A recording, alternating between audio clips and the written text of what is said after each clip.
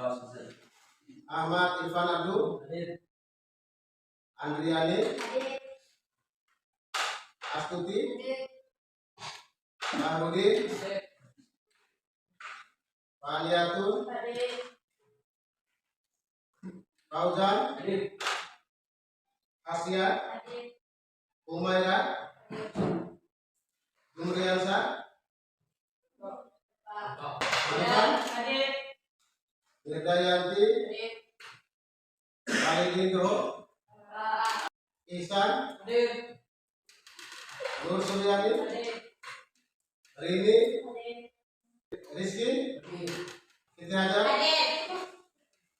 Safiatul, Sukarjani, Tiara, Bulan Sari, mereka nanti kita sudah siap, tetapi semangat kita harus tetap tinggi. Coba silakan kalian semua untuk berdiri. Jadinya di kiri kanan mungkin ada sampah, kalau dibereskan. Oke, silakan duduk kembali. Apa materi kita sebelumnya? Materi yang akan kita bahas pada hari ini atau pagi ini itu tentang Sumpah Pemuda. Artinya apa? Satu ya. Oke. Kemudian saya pisahkan ini. Satu lidi. Satu.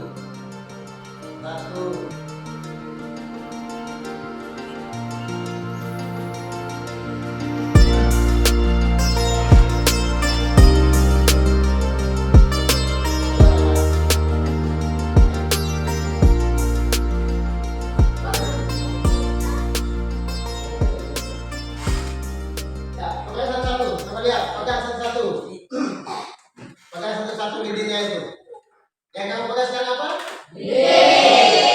Nah, kira-kira yang kamu pegang sekarang ini bisa satu sampah atau tidak? Tidak ya? Apa alasannya? Ya, karena dia sendiri. Kalau sendiri berarti tidak kuat. Nah, coba disatukan dari beberapa lidi itu menjadi 20 batang lidi. Berarti itu dinamakan dengan lidi. Berarti kalau sudah namanya satu bisa menyapu sampah atau tidak? Bisa. Ada yang bisa menyimpulkan?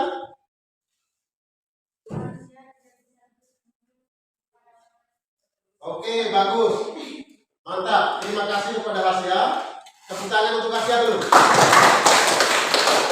Jadi kita hari ini anak sekalian, yaitu tentang Sumpah Pemuda.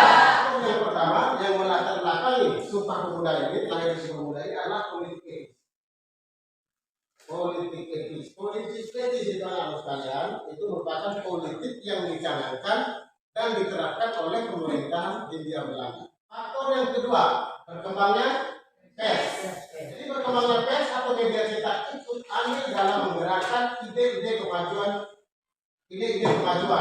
Media atau pers lebih memacu berkembangnya ideologi dan pergerakan kebangsaan. Kemudian faktor yang melatar belakangi lahirnya Sumpah Pemuda yang ketiga. Yang ketiga yaitu kemunculan berbagai organisasi kepemudaan. Dari Islam yang dibentuk oleh Haji Samanhudi di Solo menjadi pelopor. Ya, menjadi pelopor munculnya organisasi kepemudaan. Serikat Dagang Islam kemudian berkecamah di berbagai daerah di Nusantara.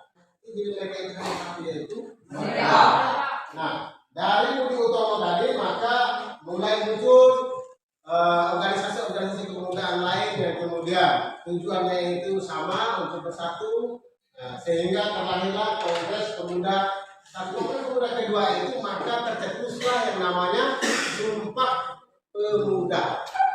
Sumpah Pemuda Satu. Kami putra dan putri Indonesia mengaku bersumpah satu tanah air Indonesia. Dua. Kami putra dan putri Indonesia mengaku berbangsa yang satu, bangsa Indonesia. Tiga. Kami putra dan putri Indonesia menuju masa persatuan bangsa Indonesia.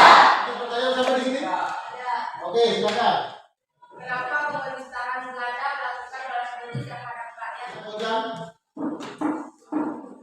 peduli terhadap rakyat adalah satu kebijakan yang menyatakan bahwa pemerintahan kolonial memegang tanggung jawab moral bagi kesejahteraan pribumi. Pemikiran ini merupakan kritik terhadap politik tanah paksa yang telah menyengsarakan rakyat Indonesia. Oke, baik, terima kasih, bagus sekali. Tepuk tangan untuk kelompok kita. Kita membagikan kalian ke dalam kelompok ya. Ke dalam kelompok. Nah, kasih waktu 2 menit untuk duduk berdasarkan angka-angka yang diberikan. Kemudian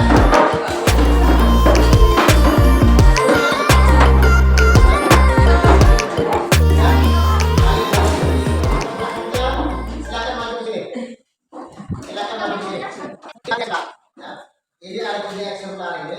Silakan kamu memilih eksemplar yang mana, yang kemudian itu yang akan kamu bahas. Ya. Oke. Jadi waktu diskusi kalian tak boleh waktu 15 menit.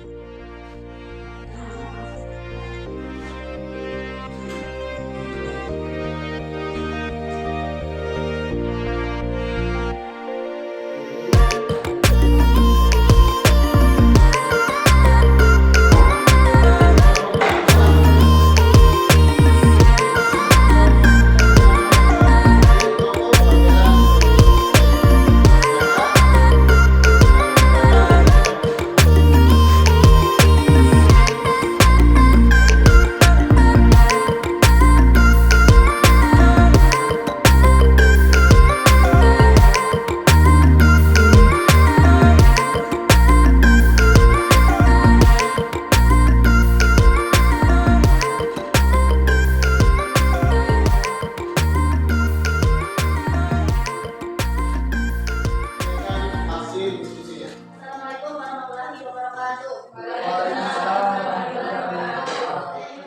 Mempresentasikan hasil diskusi kami, yaitu yang berjudul kemunculan berbagai organisasi kepemudaan.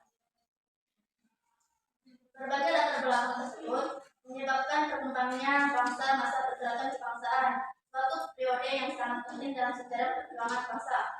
Dalam periode pergerakan kebangsaan ini telah terjadi peristiwa yang sangat penting dan fundamental, yaitu peristiwa Sumpah Pemuda.